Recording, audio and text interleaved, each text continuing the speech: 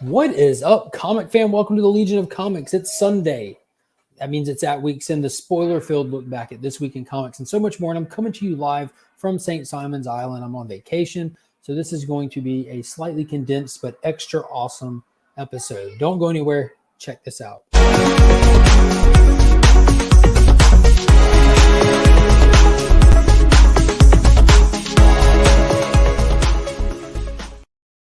So real quick, let's go ahead and do the little house cleaning we got to say hello and thank you to Big Time Collectibles. Be sure to follow them on social media. Check them out at bigtimecollectibles.com. And Justin's Comics over on Instagram. Crackers, we'll go grab some. Hit him up on Instagram if you need anything clean your press. Use that promo code WeAreLegion. And let's get right into it. Here's my main man, Ryan, and I'm going to grab these crackers for Monkey. Hey, what's going on? This was dropped in my lap. So, yeah, we're going to do this. I think he's on vacation, so his household's a little bit wild, but this will be fun. We got stuff to talk about, and we were just speaking briefly on some back reading I've been doing, so I think we're going to launch into that starting out here. Absolutely. I caught the tail end of that. So back issues. We're skipping the comic news. We're skipping all that. We're starting late tonight because the kids aren't on their normal bed schedule. They're all still up. I turned on Godzilla vs. Kong, and now all three of them are just hooked. But Nice. Ryan mentioned that while he was waiting on me to get prepared and available for the show, that he had been reading Superman Up in the Sky, which is a 6-issue, I believe. It might be 5. 6-issue. Yeah, I haven't looked at the total number. Yeah, I believe it's 6. And Probably accurate, though it is a modern book. yeah, this is one of those series that I recommend to anybody and everybody who says, what's a good Superman story to read, who's trying to get an idea of the character, familiar with the character. If they do not think that Superman is something for them, this is on my short list along with like All-Star and Red Sun and stuff like that. But you said you're 3 issues in. What are you thinking so far of these 3? It's a 6-issue series. So far, I really like it. It kind of like had that natural like second issue lull for me a little bit. But all in all, like the first issue was phenomenal. There was like so many great moments there. And then the third issue really blew me away with the way that it put together, expressing some of Superman's like more traditional and more, I guess like more staple traits. So we got to see like Superman be Superman without even knowing he was Superman. And one thing that because you don't have that like that fanboy history set, you know what I mean? One thing that you might not catch what they do that's amazing in the series is each issue, once you get into it, 2 through 6, is going to take you through an iconic moment in Superman's history because of what's happening in the story. For example, the race against the Flash. You're going to be reliving key moments in Superman's history, and it's going to get put into a context with this story. The boxing match with Muhammad Ali and stuff like that. Mm-hmm. There's tons of homages that are going to be played with in each issue. But I lit up like a Christmas tree when he said he read this, because issue 1 has probably one of the best moments for Superman as a character in all of his history.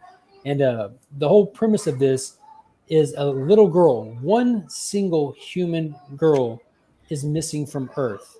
And Superman feels the weight of the world on him to go find this one little girl.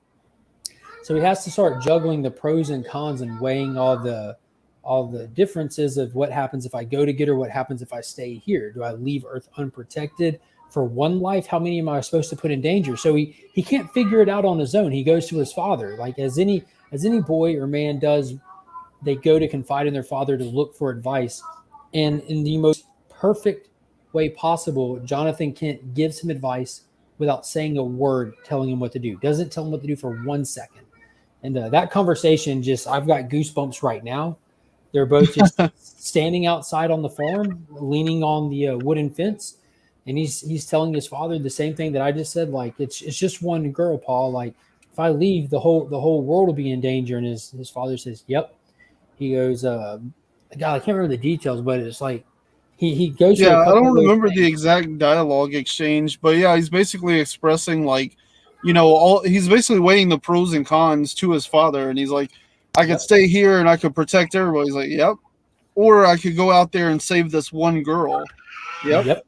And You could, he's I could do this, I could do that. He's like, yep, and just and agrees then with them. in this He's conversation, like, go ahead. well, and it's important, like, because Hal and the court and the Green Lantern Corps, they are policing the universe for this little girl, and so that's kind of where it ends. Is he's like, how the lanterns, they'll probably find her, and they'll be able to bring her home, and that's where Paul's like, yep, Yep. unless they don't. Unless they, yep, there it is. And that's And all that's it it. took. That's all he had to say. Yeah. So you turn the page, and Andy Kubert is the artist on this, and phenomenal job. What a great pairing for like the tone of the story with the artwork, and also for Superman in general. Andy Kubert's art is very dynamic, very comic booky, but not over dramatic or anything like that. But you turn the page and you see Superman walking through like Central Park of Metropolis, kids playing everywhere. So you already know like he's thinking about how all these kids are here, all these kids are happy, but one isn't. And you get some narration. It's talking about how she's out there somewhere alone, scared, hoping that I find her. And you just see him walk, and then you see like this sheer determination on his face, and he just stops, surrounded by all these kids that are safe and happy, and he just looks up. And the next thing you know, just an explosion. He's gone, like just going after her. Like it was just, his mind was made up from the start. It was just, how long is it going to take him to take off after her? It was just perfect Superman. Like, oh my Yeah. God, this is just, that was the most dynamic takeoff I've ever seen Superman do. And it wasn't because it was drawn that way. It was because of the weight of what he was feeling when he took off, what he was leaving behind for this child, how much every life means to him. It was just, Yeah. or they don't, not Yeah. worth risking. Like, God, so Yeah. good. Well, and it's so well played too, because I think like the thing he weighs the most is like, is Earth going to be protected while I'm gone? Yeah. But then you also see like this little boy like runs and jumps off the roof, and so he's also weighing like his own self-image and what it means to the world to see him do something like this, because this little kid, basically is infatuated with Superman, and so he runs and jumps off this roof thinking he can fly like Superman. And so it's like this whole like publicity thing too. Like, if the world knows that I leave for one person, what becomes the expectation on my shoulders from that? And like, what are the repercussions of this action, in the public image of Superman and stuff? So like, there's all these like different facets that go into him deciding to like even leave Earth in the first place. And all of it comes back to kind of bite him in the butt later. So it's really interesting. Oh, it gets even crazier before it's all over. But I'm not going to ruin anything you haven't read. We'll definitely talk more about this next Mhm. Sunday when I'm still right here. No, I should be home. I should be home by this time of night. Yeah, I should be back home because I'm leaving on Sunday. Don't know how early we're going to leave yet. But real quick, I wanted to get that out of the way because he just mentioned that right before we went live. But I do want to say hello. What is going on, Mr. Chip Getler, the man of the hour? I went live while I was at Tarjay. We went to go to the mainland, hit up Books A Million. We go a lot while we're here, but they had closed, so we hopped over to Tarjay, and I decided to go live on YouTube from my phone for the first time, and it was actually really fun. And while we were shopping, Finn's doing the regular like pick out a toy, sees a different one, and trades it out, and you just keep swapping it till he can get one, but he just keeps swapping them until he finally lands on something. And one thing that he loves is Godzilla, and one thing that Monkey loves is King Kong. And that's because she sees it so much. But there's this Godzilla versus Kong set. Like it comes like a little build a city thing, and they both come in it and everything. And I asked Finn if he wanted it. He said yeah, until he saw a random Transformer. But Chip immediately PayPal'd me for us to go back and pick up that set. So Chip bought them that set where if you hear a weird child roaring in the background, that is in fact Finn playing with Godzilla right now. What is going on, Mr. DJ Links up in the building? Mr. Beckerman, how are you doing tonight? We got Jeff up in here. Headquake Jr., the cover of the issue where they recalled BC Beer Bottle. I can't remember that cover. I have to go back and look at them. What is going on, Digger Jim? But yeah, so this is a small week for comics. We're going to jump straight into the comic reviews and full spoilers. I don't have any of my books here with me, but I do have the list pulled up here. I do want to start, if it's okay with you, with Daredevil. I didn't read Daredevil, but you told me that there was a Punisher cameo in it, which I want to get that information from you because I doubt that I'm actually going to get around to reading it. Yeah. So, I mean, just kind of like to like overview the issue itself. It's being marketed and sold as a number one. It's really not. It's like issue 37 or something. Essentially, Chip and whoever does the art, I can't think of his name right now, but they did 1 through 36, and then Devil's Reign, that event started, and they basically took a break from Daredevil, and then with Chinchetto or whatever, something Chinchetto. yeah, there you go. And so then basically they're coming back and they're picking up right where they left off, but Marvel has rebranded it as a number one. It's a terrible number one, essentially. I know a lot of what is going on in it because, and credit to them, they do a good job of kind of like knowing that there's going to be a new audience and they need to kind of like catch them up to what's going on. I listened to enough podcasts. I knew a lot of the big reveals that were there for like people that have been reading long term. But essentially, what you have going on is Matt Murdock was assumed dead at the end of all of that, and then in this issue, they reveal that he's actually still alive. Everybody that knew his identity, that's all been erased. Marco Chetko, there you go. So they basically everybody, you know, his identity had been revealed. He had gone to jail and all this stuff, or he was in prison or whatever. And then he died. Well, basically, they erased the memory that people had of knowing who he is. So we're back with essentially in this issue, Daredevil is taking over as Daredevil again, and Elektra is becoming Elektra again. So what you're saying is I should have already sold that first appearance of Daredevil Elektra before this issue. Yeah, I would say so. I mean, she's still in the Daredevil costume, but it kind of like one of the last panels of the whole book is her going, "Don't call me Daredevil anymore. I'm Elektra Nachios." So, you know, she's back as Elektra or whatever. But yeah, so basically, they are, and in the book, Matt is leaving New York. Elektra has gone ahead of him out to this like mountain island place because they're going to leave New York and get away from it, and they're building the fist with Stick, and they're going to go to war with the Hand because they disagree with the direction the Hand has gone in.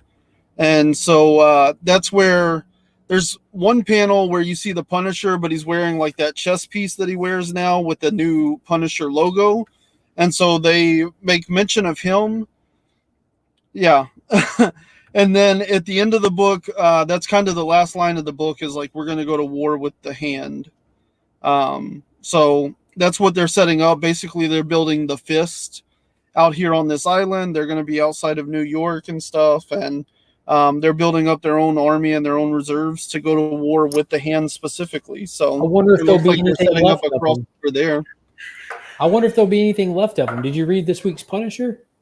Yes, I did. Yeah, I think they're going to show up to just corpses. Right.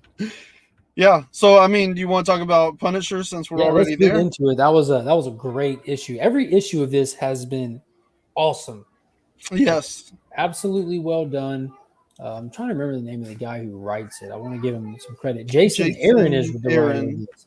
So this is the guy that did like the Heroes Reborn stuff and a lot of the Avengers stuff in the past couple of years, I believe. But he's knocking this out. Like, what a unique take on the Punisher while still being very true to the character and adding so much depth to his lore. Yeah. So he's the fist of the Hand. He's been pulled into the Hand. They pretty much have him by the short and curlies by giving him his wife back. Maria is alive, and we don't know how she is, but we can only assume it's by tomfoolery. You know, she is on the Hand compound. She doesn't leave it. She's having episodes with her memories in her mind that they treat her for. And in this issue, as we've seen before, it kind of starts with Frank executing guilty people, murderers, criminals, and stuff at the feet of the Hand. Their ultimate goal is to stop the god of war Ares himself and his acolytes who have been selling high-end super weapons to people all over the world to create more war to feed Ares. So that's their ultimate goal. And they've added this element where the Hand themselves worship this other god of war, this demon of war, pretty much, that Frank is slowly becoming its avatar. Like Frank has been the cosmic Ghost Rider. He's literally been Frankenstein. Like, he has this past in comics where he always finds himself in these supernatural situations. So that's on brand for him. And that's where we're at now, where he's leveling up almost to become a god for the context of this story to fight Ares. And it all come to a head in this issue when the High Priestess wanted a couple of the survivors of Ares' attack to get killed for being survivors by Frank. He's like, no, we need men. We don't kill. They're innocent. They're not guilty. And she's like, that's right. They should kill themselves. She's like, no way. No, this is crazy. So just leave them be. And he walks off. And long story short, she goes and kills their family in front of these guys so that they can be true disciples of the Punisher, because that's what happened to him. And that sets him off. Like, he sees red.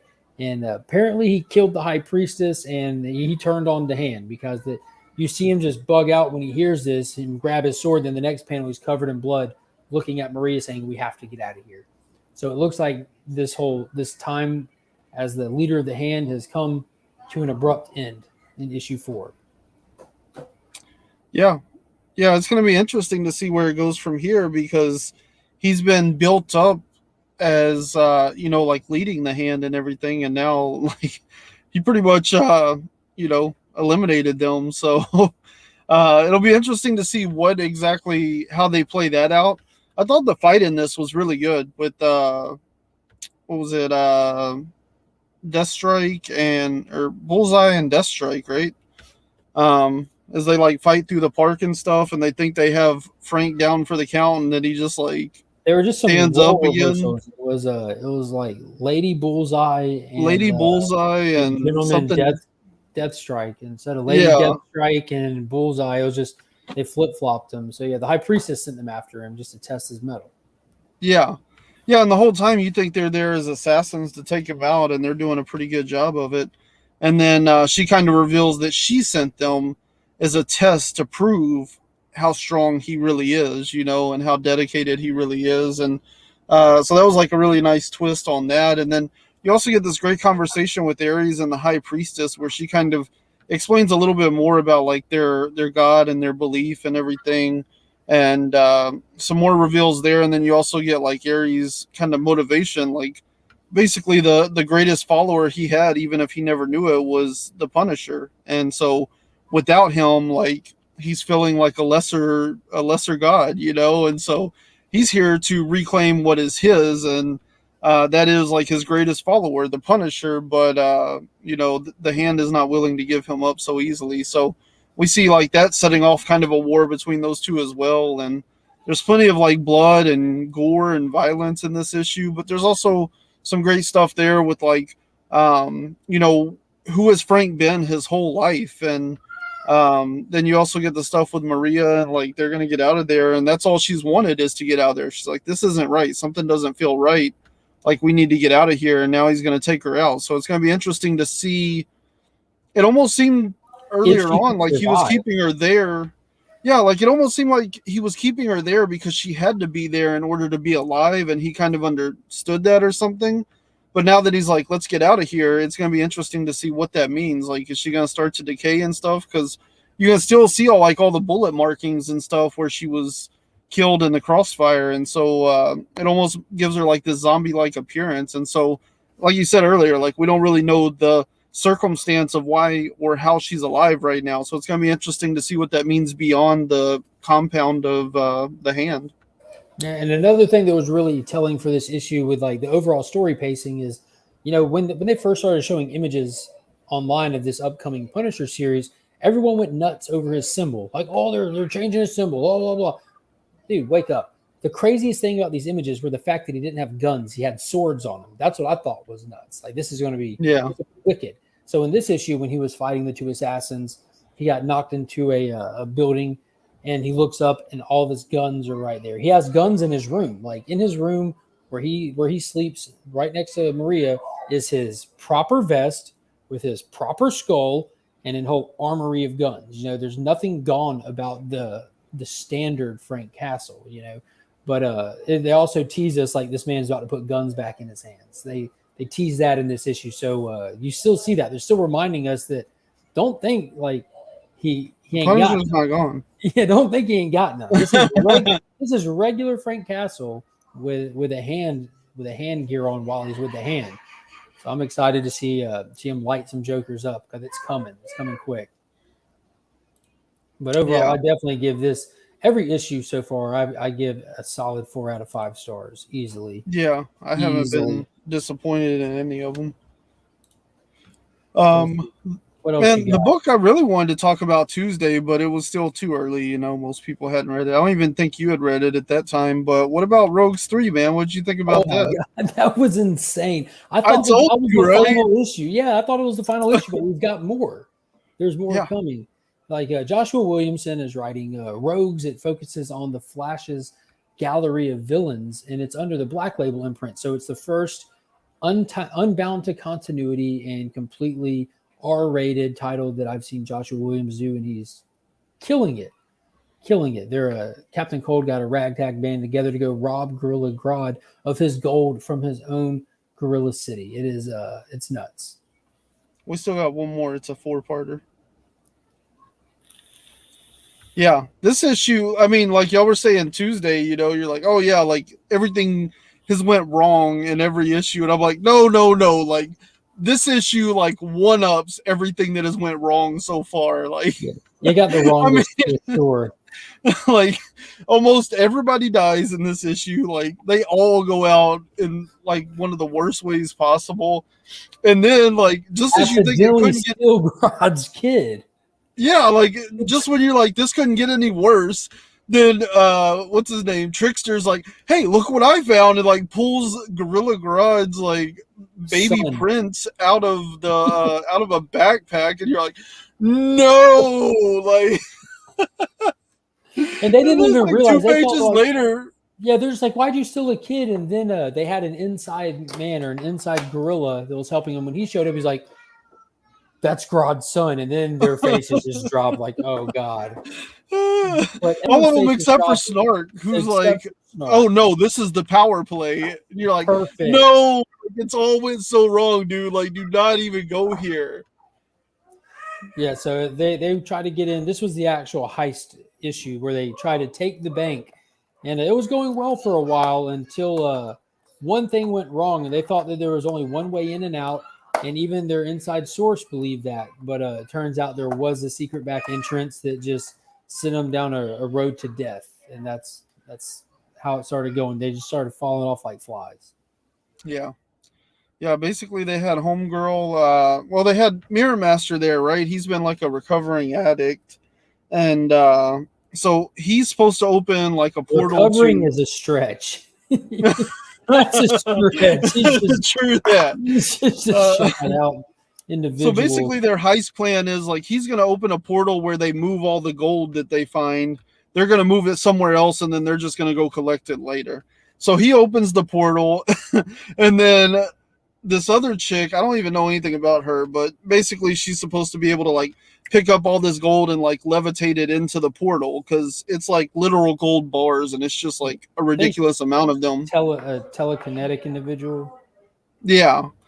And her using her ability basically kills her. Like they get enough, but Snark is like, no, we got to have more. And so he pushes her beyond her limits. And so because she dies, then Mirror Master like comes unglued, and he's unhappy with this. So he ends up basically going out in a blaze. And then you have, who else went out in this issue? There was one more, right? Trickster went out. Heatwave also got. No, yeah, Heatwave. Yeah, he gets injured earlier on, and so they like cauterize his wound. Yeah, but and then the gorillas get up on him at the end. Yeah, and then the gorillas catch up to him and melt his face. So we lost those three right there. And then So then things are going sideways because then we find out that like, oh yeah, the inside man doesn't actually have all the inside information. There was a whole extra back door, so things go more sideways from there. Our crew that's left escapes, and they find out that Gorilla Grodd hasn't just like been stacking gold bars from the world. He's been running drugs from Gorilla City, and so that's how he's amassed this fortune. So now they're a little disturbed, and then of course Trickster's like, "Oh yeah, by the way, I found this baby." And they're like, "That's the prince of Gorilla City." Like Grodd is not going to be happy about this. 2 pages later, Grodd finds out that they took the prince, and so now he's on a war path. They have broken into like his drug distribution center, and so that's definitely going to go sideways for him. And then Trickster, he gets messed up because they're like, "You stole this gorilla. Like, what is Yeah, wrong with Golden you?" Glider just straight up kills him. Yeah, She just not breaks his too neck, keen. right?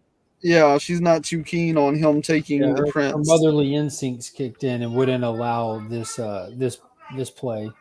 Yeah. So you lose him. So it's basically just down to Bronze Tiger, Golden Glider, and Captain Captain Cold. Cold. And their inside man, I don't know if he's going to stick around for this. Like, whew. Yeah, he might want to get. He might want to separate himself. Yeah. So this was a great issue. Like, just when I mean, like y'all were saying, issue 1, things didn't quite go to plan. Issue 2 definitely didn't go to plan. Issue 3, everything hit the fan at this point. So I'm really excited to see, because in this issue, basically, what's his name? Gorilla something. Gorilla Grodd, or the guy that their inside man. Yeah, their inside man. I forget his I don't name. have a clue. It's like Mike or something, isn't it? Like super basic. But basically, he cuts a deal because he had caught Snark sneaking around Gorilla City. So he cut him a deal. Basically, like, I want you to go take out Gorilla Grodd. You assassinate him, and I'll like give you all the information you need to make your heist work. And so he gives him the information, and so that's the reason. At the end, once they have the prince and they kind of have their way out, Snark is like, "No, we can't leave quite yet because this is the key to like fulfilling my duties." And so now we see him. He already like got money hungry whenever they were getting the gold. He had enough. He still thought he had to push it and kill Homegirl and make her overextend herself. So he's already kind of become like greedy and money hungry. We see all of like the classic Captain Cold personality traits coming back around. And so now, instead of getting out while he can, he's going to go back and go after Gorilla Grodd. So it's going to be interesting to see how issue 4 wraps all this up and plays out, and how many things can go sideways from here. Yeah, I'm pumped for the next issue. I can't imagine anyone walking away alive from this. Right. Not after this issue. I mean, I see Bronze Tiger wanting out. Like, he's not interested. Golden Glider might be naive enough to take the prince back and think that, she can make amends or whatever. Captain Cold, he's going to have to meet his own, he's going to have to meet himself and all of his flaws, because, good Lord, like, there was so much gold there. He could have just got away with everything he needed, but he had to have more. Yeah, Jim's been loving this here too. Grodd's going to mess them all up, yeah. Because they have his tech, right? They've got the heat gun at least, but don't they have his freeze gun now too? Like they've got nothing other than that baby. That's all they got. Yeah, they still have. Yeah, they have the freeze, the absolute cold gun or whatever. Mm-hmm. They got that. They got the fire gun. They got the mirror gun. Yeah, the gorilla's got everything. Yeah. Yeah, so I don't even know what they're going to fight with at this point other than holding that baby hostage. Swing the baby. Don't kick the baby. Let's see, what else dropped this week? So Superman Son of Kal-El issue, what was it, 13 dropped this week? Yes, sir. So you were a big fan of this issue. You had a moment in it that you were that hit you in the feels. Yeah, I mean, I think that the last issue, I kind of talked about it as, it was okay, but it just didn't really like blow me away the way the first 11 issues of it had, which isn't a bad thing necessarily. You know, you need some lows to get those highs. But issue 13, I felt like really kind of like reset where we're at and like kind of shifted directions on this whole story. And that was really good. You know, basically we saw Jonathan, you know, his homie Jay has been outed publicly. And so the whole world wants him dead at this point, basically, because he's a political prisoner of sorts. Um, and so Jonathan's like, yo, like I can take you to, you know, the Fortress of Solitude if you need to get away, because that's about all it is really built for. So he takes him out there and they go in, and then the Dreamer is there and they meet the Dreamer. And this is a character that I think appeared on the CW shows and stuff. And then has had one appearance in. Flash or Supergirl. I can't remember which one. I was thinking it was like Supergirl because I don't know, for some reason I was thinking it was in the Supergirl show. Regardless, like she has made an appearance in comic books and like the Earth Prime stuff, I'm pretty sure. So this was like her second appearance in comics. But first appearance in main continuity, as the Earth Prime stuff is the CW universe in book form. There you go. That's what I was aiming for. Yeah, I need one too. But so they go in there and they're expecting Solitude, and then sure enough, the Dreamer's there. You know, and so it's kind of a weird shift in tone, really, because it's supposed to be about Jay getting away, but it becomes about Jonathan connecting with the Dreamer. But you know, the Dreamer and Jonathan talk, and there is this sense of like, you know, basically them just like telling each other that they've already met each other in a different time in a different place, and like they're not really new to each other, but they are new to each other. So it's kind of a weird conversation in that sense. But what really took the cake for me in this issue, we know Jonathan, he knows, he's been like in the future and stuff, so he knows that Clark's history just ends whenever he leaves Earth to go on this mission that he's on right now in War World. And so Jonathan's always been conflicted because he's like, I don't know what happens. I don't know if you live or die. The only thing I know is that in the future, this is where your history ended. We don't know anything about you after this. And so I can only assume that you die. And so he's really conflicted about it, and he has been, because you know, he feels like if he has the powers of Superman, and we saw prior to Clark leaving, we saw them go do things around the galaxy and everything that lets us know that like Jonathan is very capable in his own right. And so like for me, you think back to like you know, Superman, Clark Kent, he lost his father to causes beyond his control. There's not really anything he can do about, say, a heart attack, you know. When Pa Kent dies from a heart attack, that's something that Superman can't save him from. And so, yeah, it sucks and it hurts, but, right? And, you know, it sucks and it hurts, but at the end of the day, like, there's this sense of, like, closure that you can get from that. And they're like, I couldn't do anything different. I couldn't do anything more, you know? And so I think Clark had that, but for Jonathan, knowing that his dad went out there and he never comes back, and Jonathan knowing that he is capable, and if he had himself into the situation instead of listening to her, maybe he would be able to keep his father from passing. And so he's like had this weird sense of like uneasiness about the whole situation, because you know, he knows that there's like this weird inevitability that he never sees his father again, but he could have changed that. And so I think it would never give him a sense of closure. And so in this issue, whenever he meets the Dreamer, she tells him that his father is going to come back. This is the first time that we find out, like, Jonathan will see his father again. And for Jonathan, you know, he sheds that tear. And, like, I really felt that more than anything else I read this week, just because, like, I could understand that, you know. You think about, like, people who get into arguments with their fathers, you know, or a parent in general, a brother or a sister or something, you know, and never really get along. I see that in my own dad, because there was like some weird family drama, you know, whenever I was a kid, and him and his brother haven't spoken, and I'm 34, so probably about like 32 years. And, you know, I always, whenever I hear my grandma talk about how her two sons like won't even see each other, and how much it breaks her heart. I think about those kinds of things where, like, Jonathan, he knows that he could make a difference in whether his father comes back or not, and he's still sitting with this uncertainty that they may never reconcile and come back together. And so, like, Dreamer giving him that closure, letting him know that there will be another time, is just like really impactful, and it's just another prime example of Tom Taylor finding like the tiniest little moment to tug at your heartstrings and make you feel for the character. Yeah, he's good at those moments. He's delivered a lot of those moments throughout this series, and it seems like at least every other issue has one of those moments where you just kind of shake your head like you cheeky sob. Like the conversation again. There's so much powerful stuff that happens when we get stuff with Jonathan Kent, Pa Kent moments, and when he was like talking to Batman and stuff, and a few issues back were like that as well.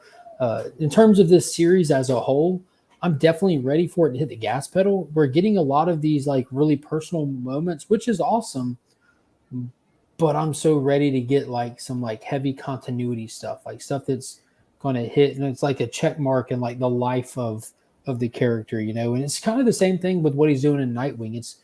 It's a fantastic series. It's so well written, but it's just kind of like, that's all it is all these little personal moments. It doesn't feel like it has a lot of like weight in the grand scheme of things yet. With Jonathan Kent, it's all like tight, close-knit personal family stuff, or what's going on with him and his closest relationship with Jay. And we have this Bendix running this whole country into the ground, creating super armies. And it's at the point now, I mean, we hit the point where now the world knows definitively what Bendix is doing, and now maybe something can be done about it. I'm definitely ready for something to get rolling, like some big level stuff.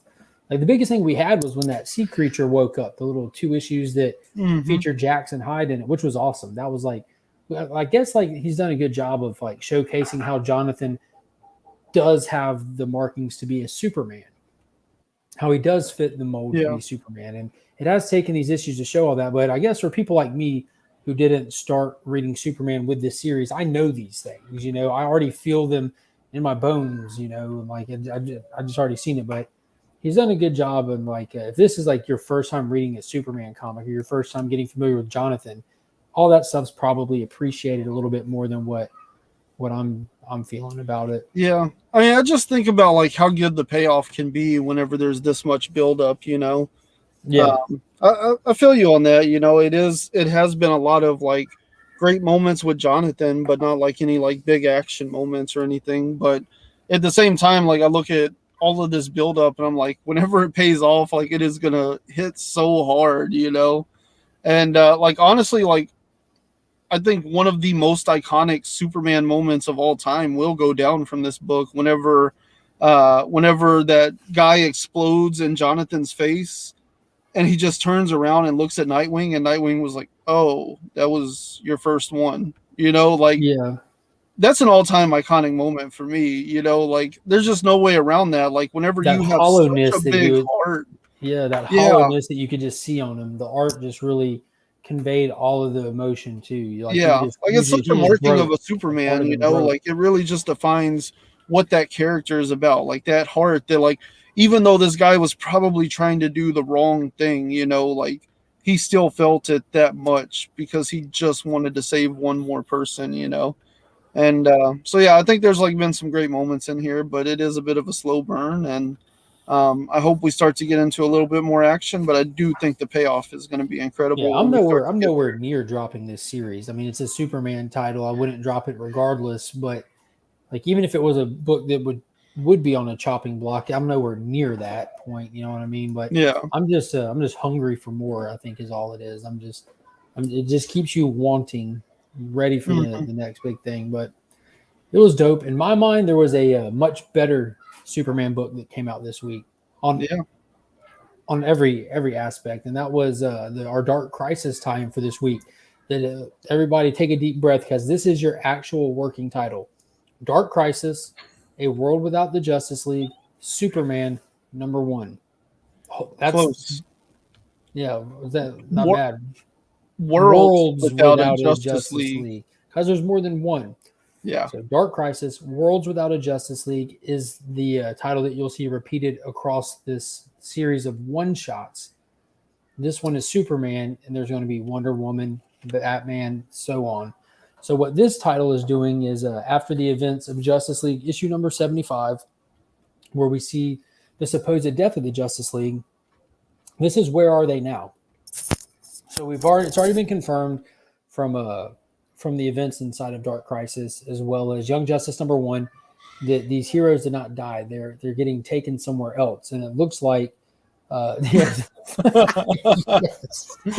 You caught his comment right when I did. I don't know if he waited to comment this long or if he just honestly came in. Right, he just been sitting there waiting. But so we know that ironically we did start the show with TK talk. So yeah. So this one, oh man, that threw me way off. God, that was funny. Jesus. But so Justice League are being taken into pocket universes, little miniature paradises on individual worlds where they're seeing out and fulfilling their innermost fantasies, their hopes, their dreams. It's all true around them. We first saw this with Barry Allen in the pages of Justice League Incarnate and Infinite Frontier when Williamson was crafting this event way ahead of it. That's where Barry's been. The Flash family is off searching for Barry Allen, who's in one of these, and Pariah is using them by putting the heroes in these places and giving them what they want. That's fulfilling them with hope, and he's able to feed off of it. And thank you, John. Thank you, John. All right. Yes. Big Nasha's in the building. What is up, brother? I must admit something to the public. I read this issue. I like this issue. Flo, I wasn't even gonna pretend like you did, dude. So me and Flo talked about this issue in the chats and everything. And he told me, don't tell anybody I read it. I'll burn your channel down. So I was going to keep it hush hush, my man. No worries. But channel comes first. Yeah, channel comes first. But yeah, I appreciate you reading it, my man. I really do. But so this is the first glimpse we get of a hero that's stuck in one of these worlds, which is really a callback and playing homage to the Crisis events at DC. Anyways, these little paradise dimensions were a place where Superboy Prime, Earth 2 Superman, Earth 2 Lois, and Alexander Luthor went after the events of the original Crisis. And it taught us also that paradise for eternity turns into hell eventually. But these characters are here, and it promises that some of these characters that we see are going to accept where they're at. Some of them are going to push back against it, and some of them in between. And we kind of see that with this one. And Superman's his biggest hope was to see his son grow up. Inside of mainstream DC continuity, Jonathan Kent went to go spend time with the Legion of Superheroes in the future, in the 30th century, and that's where he grew up. That's where he spent his teenage years. When he came back home to his dad, he was a young man.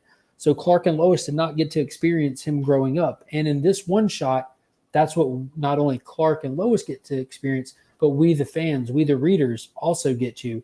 And my God, did this hit me right in the feels on so many levels. It was structured. Tom King was the guy for this story because we're running through an entire adolescence upstairs. Tom King was running through an entire adolescence of a character. So he's able to fragment the story and tell it in parts, which that's kind of his shtick. That's what he's really good at, like tracking this. So it starts off with chapter 1, he's 13.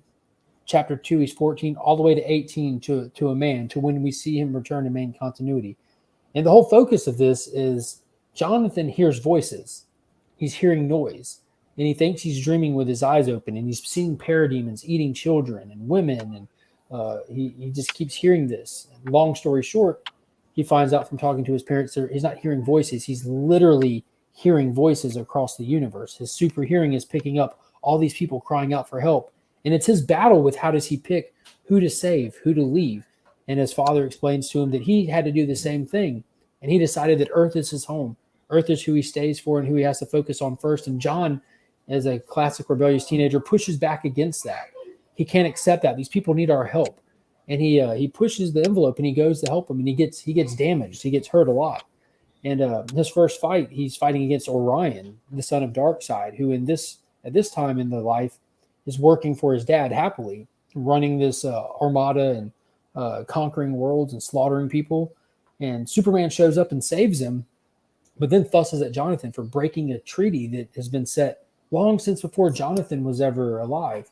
And then you fast forward to after the war that happened as a result of that, and Superman gives him his first vehicle at 16, like you're supposed to do. And you fast forward, and he comes home damaged once again when he was supposed to be home, and he's like all broken and beat up and everything. And he was finally able to tell his dad barely could talk, but he did it. He beat Orion. He saved him, and it was a very powerful moment. And Lois just finally puts a hand on Clark, who's been pushing back against Jonathan this whole time, doing this stuff, and said, "He's not you. He's got to be his own man." And like you just see this sense of worry change to compassion, acceptance, and him being proud of his son for who he's grown up to be. And it's just a strong series. And then I literally teared up on the last page when at the last chapter, he's 18. And for the first time, you see him wearing Superman's costume. He's become a man, and he's got his dad's costume. And in the story, he decides he's leaving Earth. Clark's got Earth taken care of. So he's going to space to try to fight back against what Darkseid's doing. And when he leaves, Superman's just looking up in the sky, and he's talking to Lois. He's like, I did it. I didn't miss it this time. I saw him grow up. And you're like, oh my God. Because you were like, the guy who instills so much hope, his only hope, all he wanted this whole time was to see his kid grow up. And as a parent, that just crushes you, because you start thinking, what if I never got to see mine grow up? What if I missed it? You can't get it back, And in this brief moment, he got it back, and it crushed me, man. I'm like, it was something. Yeah. I mean, you nailed it. Speaking beyond just like this story, though, like I thought what was amazing, or what was like really interesting about it, is kind of how it's a flip dynamic from what we get from like main continuity. In the sense that like Clark's like, okay, I've done what I can for the Earth. It's yours now, and he goes out into the universe. Whereas in this little story, we see quite the opposite, where Jonathan's like, no, like I need to do something bigger than just this planet. And Clark is kind of the protector of Earth. But you see like the exact same personality traits in Clark, of course, but especially Jonathan, where like, we have set up like these boundaries and these political climates on our own planet, and in the Superman Son of Kal-El, like Jonathan's willing to go into a sovereign nation and just be like, yo, like this ain't right, we're gonna fix it, and so you see him do the same thing intergalactically, like he's going and fighting Orion whenever there's already a peace treaty and stuff. So like I thought it was amazing the way that Tom King was able to like flip the dynamic, but at the same time still keep like all of those personality traits intact, and show us something that we missed out on, but also show us how it it so purely connects to what we got in the end anyway. And another thing that was really cool, like in the bigger scheme of things as it pertains to Dark Crisis, it says that some of these characters are going to realize where they're at and push back against it. So those final two panels with Clark, the way that he words this, where he says, I did it this time, I didn't miss it, I got to see him grow up. So somewhere subconsciously, he's aware that this is not real. He realizes that this isn't the first time, so there's something in there. So I don't know how long he's going to be like kind of in the illusion, or if he's slowly breaking the illusion and someone's going to have to come get him out. But they get a little bit more in detail on this with the next one, because there's a backup story in this for Aquaman. He's not going to have his own standalone. And in the Aquaman one, it was, I think, 8 pages. And it's the whole Atlantis kingdom getting ready for a wedding. It's a little bit in the future in this one, and this is the same time era that the future state Aquaman titles were set in. Their daughter Andy is all grown up, and they're all kind of getting prepared, and they go to a wedding, and it's a renewal vows for Andy's grandparents. So it's Atlanta and her husband, who I'm not sure who it would be or who it is. And one of Andy's villains, that being in the future, it's one of her nemesis, tries to sabotage it, and the current speedster, I think it was Jesse, stops him and everything, and blah blah blah. It was actually a fun story. The artwork was very cool, very dynamic, but the main piece of it was at the very end of it, Aquaman just sits up, like awake, pissed off, and issues a threat out into the ether. He's like, oh, you think you can fool us, you think you can kill us better than you have tried, blah blah blah. And he's like, you think we're going to stay dead? I don't think so. Let's see if you can say the same thing. And it just cuts off. But he was like pissed. So he Yeah. snapped out of it instantly, and he's coming. Yeah. Yeah. The Superman story in there was really heavy, but it kind of like ran this gambit of everything that was going on.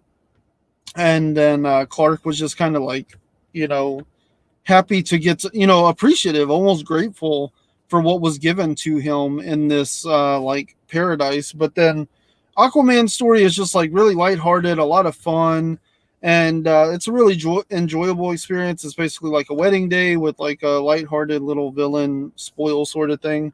But then yeah, like he brings the anger whenever he wakes up and realizes where he's at and what's going on. So it's going to be interesting to see what comes out of that, because Superman's story gave us something for Superman, but Aquaman's story gave us something for the event itself. And so it'll be interesting to see how that plays into it.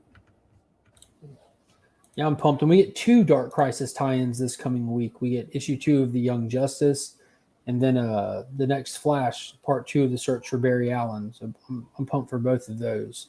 And for those that don't know, I do a full Dark Crisis deep dive with Sector 2815 on his channel every week when Dark Crisis books come out. That posts over there. So be sure to check out and subscribe to Sector 2815 if you haven't already, because those are a blast. We even had the Flash writer Jeremy Adams on this past week. But it's definitely worth catching. I'm trying to scroll through to see what else dropped this week that I picked up and read.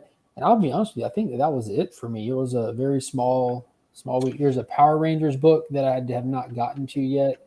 I tend to just read those in little chunks at this point.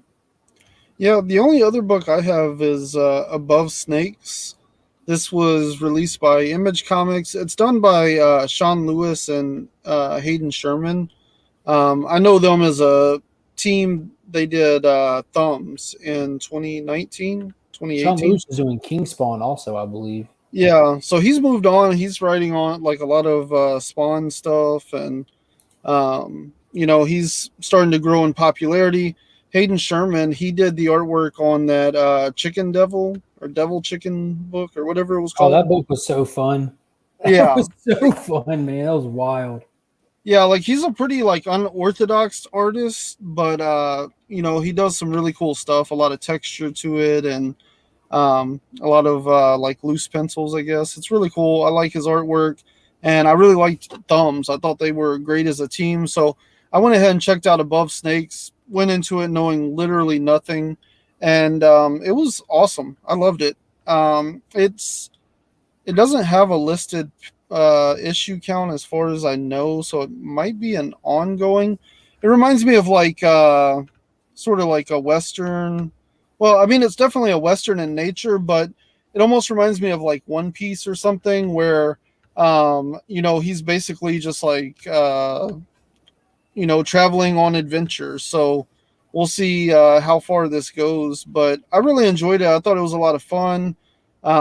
He basically goes into a town. Well, the main character, like, he has a story of his own, and then he wanders into a town where basically this like awful man is like taking women as hostages, as hookers and whores and everything, and he's running this debaucherous town. And so he basically goes in and fights and frees them and sets them out into the wild. So it'll be interesting to see where it goes from there. He has like this talking crow that he talks to, and he's like a cowboy of sorts wandering through the desert. So it was really cool. I enjoyed it. It's up my alley, so I'm excited to see where it goes from there. Prostitutes, debaucheries, and crows. Those are three of the things that you tell me you miss every day. Yes. I got to find them somewhere. Can't beat them, join them, right? Yeah. Let's see. There were Looking. some interesting developments in this week's Power Rangers. That little kid Trini and Zach are taking care of is also growing up in a flash. Yeah, I'll be checking it out. I don't know why, but Mighty Morphin, when that comes out, I just jump right on it. When Power Ranger comes out, I'm like, yeah, it always goes to the back of my reading list at this point. But I'll probably end up reading it tomorrow. I did start reading Injustice on the DC Universe app, and I've got 2 issues in. It's all right. I watched the movie before I ever read it, so it's at this point I'm just reading the movie. So I'm like, hoping to get past the movie pretty quickly here. You're up, Ryan's alley.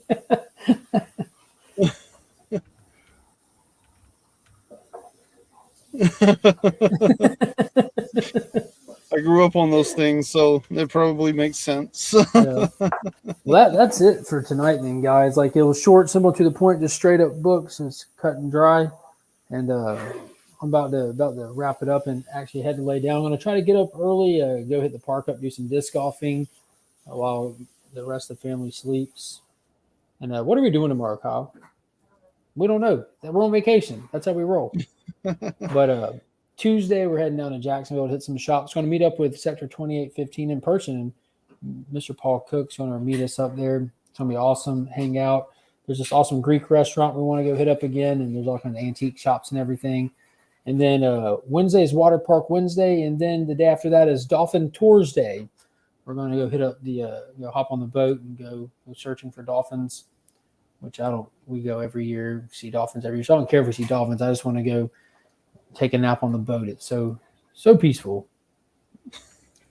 But yeah, we're this is like the no itinerary, no agenda kind of year. We're kind of just figuring it out as we go. But those things we have fun doing. We're not going to skip out on those. But I appreciate everyone coming by and hanging out for a little bit with us tonight. Ryan's been dropping some mad, crazy, cool the Batman 2 fan fiction script, which you need to check out if you're not following Ryan on his website. He's going to put the link in the chat right now for you guys. I could tell from the way that his face lit up that he jumped on that immediately. Yeah, of course.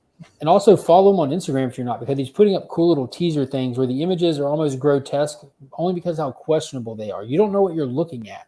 Like, what is this?